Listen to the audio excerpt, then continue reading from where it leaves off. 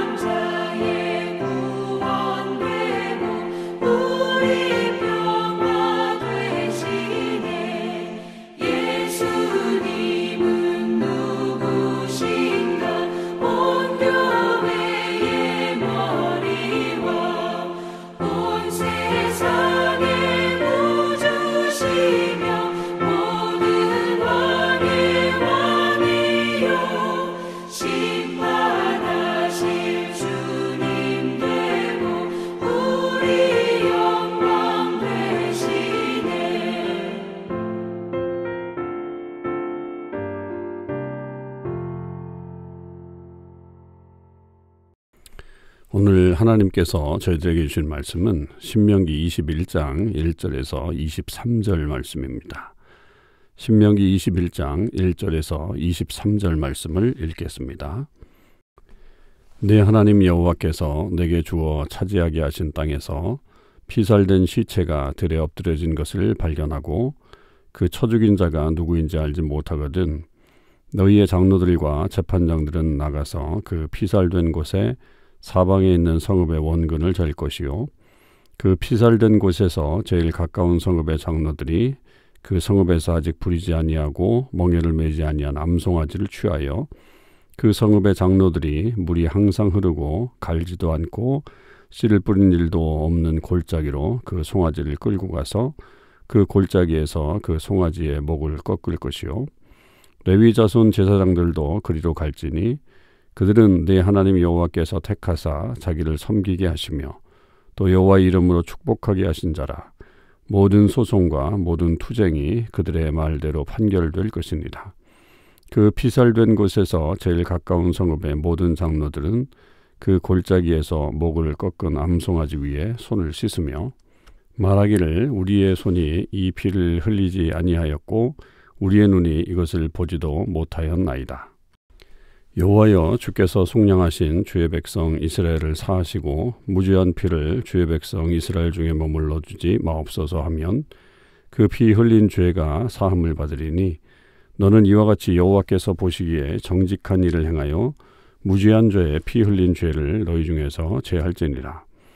내가 나가서 적군과 싸울 때에 내 하나님 여호와께서 그들을 내 손에 넘기심으로 내가 그들을 사로잡은 후에 내가 만일 그 포로 중에 아리따운 여자를 보고 그에게 연연하여 아내를 삼고자 하거든 그를 내 집으로 데려갈 것이요 그는 그 머리를 밀고 손톱을 베고 또 포로의 의복을 벗고 내 집에 살며 그 부모를 위하여 한 달 동안 애곡한 후에 내가 그에게로 들어가서 그의 남편이 되고 그는 내 아내가 될 것이요 그 후에 내가 그를 기뻐하지 아니하거든 그의 마음대로 가게 하고 결코 돈을 받고 팔지 말지라.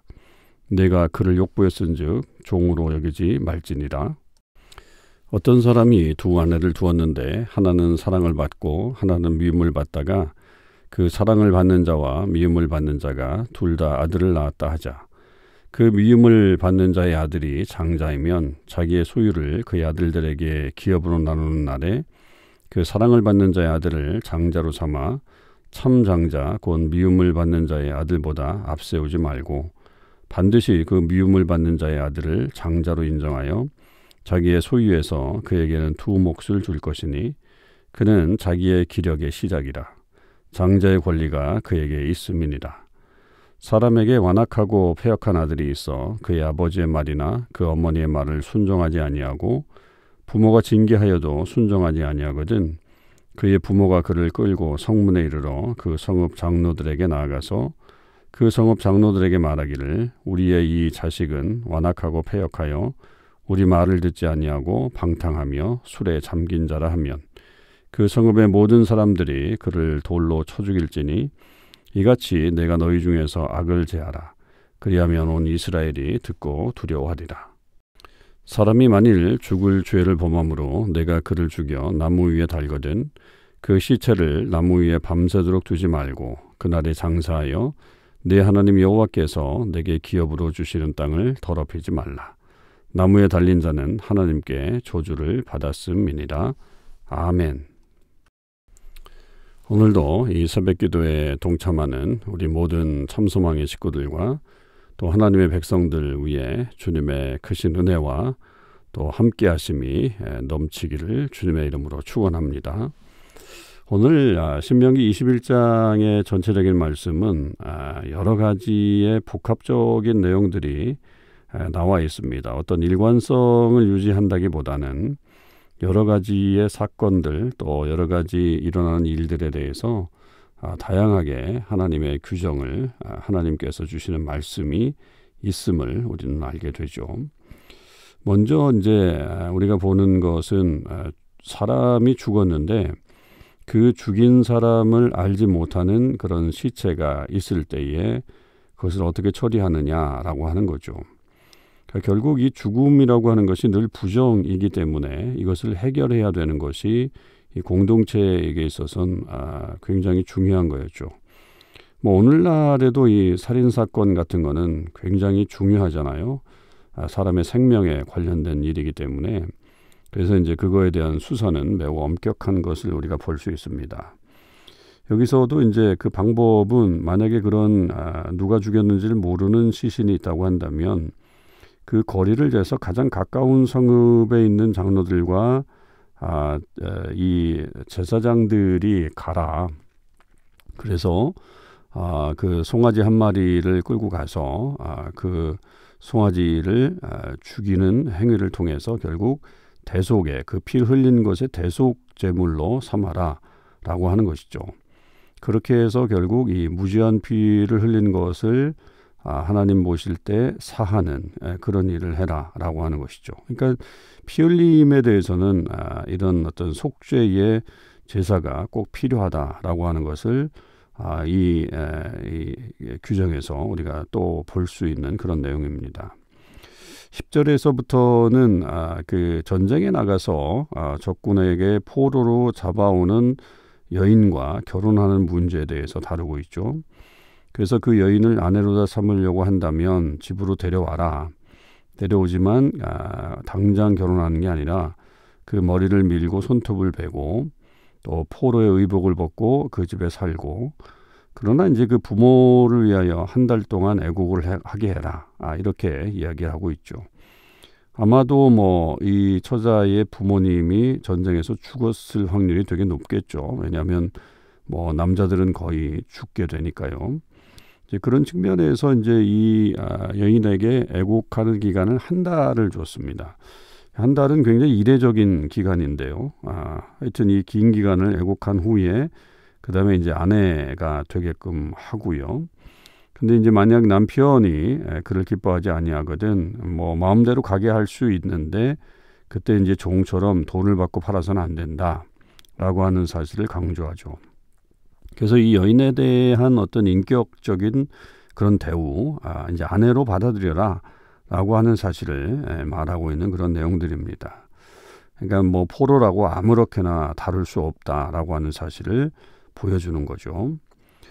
그리고 나서 이제 가정에 대한 어떤 그 이야기들이 조금 더 나와요. 이제 15절에서부터 이어지는데 어떤 사람에게 두 아내가 있는데 하나는 사랑을 받고 하나는 미움을 받는 아내가 있다고 가정할 때 그러니까 이 당시에는 뭐 일부 다처제가 허용되었던 그런 시절이었으니까 이렇게 이제 두 아내가 있는 것에 대해서 예를 드는데요.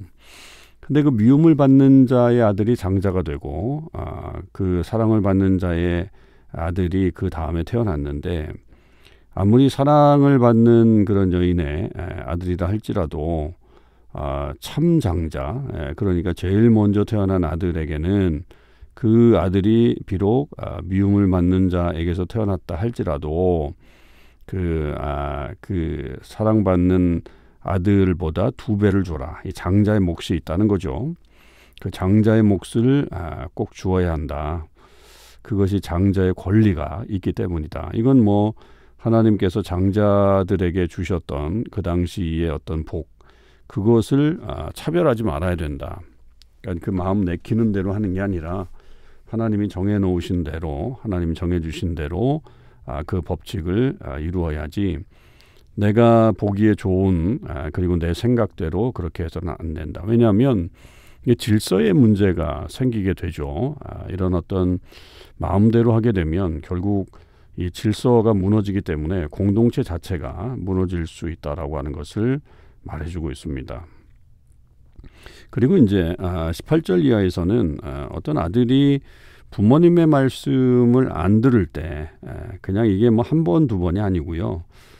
계속적으로 얘기를 했는데도 징계했는데도 완악하고 패역한 아들이 있을 때 그 아들을 어떻게 되느냐.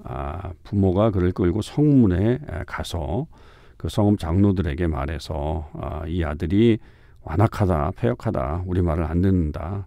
또 맨날 방탕하고 술 취해서 있다. 그렇다고 한다면 아주 과격하죠. 이 성읍의 모든 사람들이 그를 돌로 쳐 죽여라. 그렇게 말하고 있습니다. 이 부모 공경에 대한 이 말씀은 되게 엄격하잖아요. 십계명 안에도 들어가 있을 정도로 매우 중요한 그런 율법이고 만일에 그 자녀가 부모를 제대로 공경하지 않는다고 한다면 결국 돌로 쳐 죽여서 그 악을 제하라 이렇게 말하고 있습니다. 이것이 나중에는 이제 우리가 신약 성경에 왜 예수님께서 그 바리새인들의 그 외식을 지정할 때 너희들이 고르반이라고 하나님께 드렸다 그래 놓고서 부모에게 드릴 것을 그것도 드리지 않고 결국 하나님께도 제대로 드리지 않는 그런 모습에 대해서 질책한 내용들이 있죠. 그러니까 이런 어떤 허식 이런 것들이 생겨나는 거죠. 그런데 이런 것들이 결국 이것도 역시 사회의 어떤 룰을 어기게 되는 그런 행동들이 되기 때문에 그 악을 제거하는 차원에서 그 아들을 죽여야 한다. 아주 엄격한 그런 법을 여기서 말씀하고 있죠. 그리고 이제 22절과 23절은 우리가 이제 고난주간을 지났는데 되게 그 말씀에 익숙하죠. 만약에 죽을 죄를 범해서 나무에 달렸거든 그 시체를 나무 위에 밤새도록 두지 말라. 그날에 장사해라 라고 하는 이 말을 하고 있습니다. 그래서 나무에 달린 자가 이제 저주받았다라고 하는 어떤 그런 말씀이고 그 빨리 그 땅을 더럽히지 않기 위해서 그 시신을 빨리 치워야 한다라고 하는 것을 말해주고 있는 그런 내용입니다. 그래서 예수님은 이 유대법으로 처형당하신 건 아니죠. 그러니까 로마의 법으로 십자가형을 당하셨지만 이게 동시에 유대법에도 동일하게 저주받은 자처럼 여겨졌다라고 하는 사실이 바로 이 말씀 속에 들어가 있는 것입니다. 그래서 유대법으로도 역시 동일한 어떤 우리의 저주를 담당하신 그런 예수님의 모습을 여기서 또한 이 말씀을 통해서 볼 수가 있습니다. 오늘 이 다양한 말씀들을 통해서 우리가 뭐 한 가지 포커스에 둘 수 있는 건 아니고요. 정말 중요한 것은 결국 사람의 어떤 인격을 되게 소중하게 생각하고 생명을 되게 소중하게 생각한다. 그러나 그 생명을 해할 수도 있는데 법적으로 해할 수도 있는데 그거는 윤리를 온전히 지키지 못할 때 사람으로서의 어떤 그런 역할들을 제대로 감당하지 못할 때 그런 것이고 그러나 늘 인격을 존중하고 또 그 사회가 잘 돌아가도록 법을 지키라라고 하는 것에 대해서 말씀하고 있습니다. 그래서 우리도 우리에게 주어진 이런 시간들 속에서 정말 하나님께서 우리에게 원하시는 이 생명 살리는 일들 또 생명에 대한 어떤 대가를 바로 알게 되는 것들 특별히 이 부모님에 대한 어떤 공경에 대한 것들 우리가 다시 한번 마음의 속에 새기면서 하나님의 뜻을 잘 찾는 저와 여러분의 삶이 되실 수 있기를 주님의 이름으로 축원을 드립니다. 기도하시겠습니다. 아버지 하나님 감사합니다. 오늘도 하나님께서 저희들에게 귀한 하나님의 은혜를 주셔서 말씀 가운데 우리 자신을 돌아보고 또 우리가 어떻게 살아야 될 것을 깨닫게 하심을 감사드립니다. 여러 가지 법을 하나님께서 주심으로 사회 공동체를 온전히 세웠고 무엇보다도 생명을 온전히 사랑하고 그 생명을 지키는 일에 최선을 다하시는 하나님의 마음을 봅니다. 또한 가정을 제대로 세우려고 하는 주님의 그 말씀 속에서도 그것을 또 보게 되었습니다. 하나님 저희들도 그 말씀대로 정말 가정을 잘 지키고 또 무엇보다도 생명을 잘 보존하고 또 생명을 살리는 일에 우리의 삶을 살게 하여 주시고 또 사람들을 인격적으로 대우하는 그런 모습을 갖게 하여 주옵소서. 예수님의 십자가의 형을 다시 한번 생각해 보게 하는 말씀도 있었습니다. 주님의 그 모든 안타까운 시간들은 결국 우리의 저주를 감당하시기 위함이었습니다. 아버지 하나님 앞에 늘 겸손하게 서게 하여 주시옵시고 감사와 영광의 삶을 살게 하여 주시옵소서. 감사드립니다. 우리 주님 예수 그리스도의 이름으로 기도하옵나이다. 아멘. 성도 여러분 오늘 하루도 주님의 은혜 안에서 승리의 삶을 사실 수 있기를 바랍니다.